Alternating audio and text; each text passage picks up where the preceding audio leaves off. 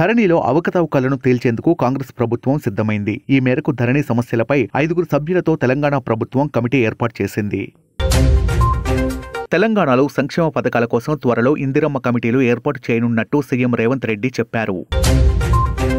ముఖ్యమంత్రి రేవంత్ రెడ్డి విదేశీ పర్యటన ఖరారైంది. ఈ నెల 15 నుంచి 20 వరకు సీఎం రేవంత్ విదేశీ పర్యటన చేపడతారు. దావోస్, లండన్లో సీఎం రేవంత్ రెడ్డి పర్యటిస్తారు.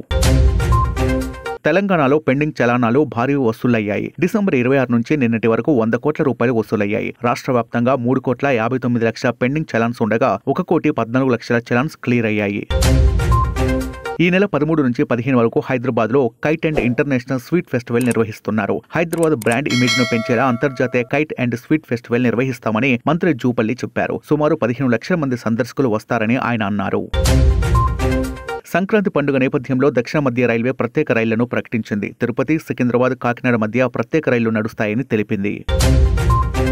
రాష్ట్రపతి ద్రౌపది ముర్ము చేతుల మీదుగా మహమ్మద్ షమీ ప్రతిష్టాత్మక అర్జున అవార్డును అందుకున్నాడు. అర్జున అవార్డు అందుకోవడం పట్ల సంతోషం వ్యక్తం చేశాడు షమీ. మహేష్ బాబు హీరోగా నటించిన గుంటూరు కారం సినిమా జనవరి 12వ తేదీన రిలీజ్ కానుంది. సినిమా కోసం టికెట్ల ధరలను పెంచుకునేందుకు తెలంగాణ ప్రభుత్వం అనుమతినిచ్చింది. మల్టీప్లెక్స్ థియేటర్లలో 370 నుంచి 470, సింగిల్ స్క్రీన్ థియేటర్లలో 100, 175, 250 ఉండనున్నాయి. నాంపల్లిలో చార్మినార్ ఎక్స్ప్రెస్ కు ప్రమాదం జరిగింది. పట్టాలు తప్పిన ట్రైన్ ప్లాట్ఫామ్ సైడ్ వాల్ ను ఢీకొట్టింది. ఈ ప్రమాదంలో 50 మందికి గాయాలయ్యాయి.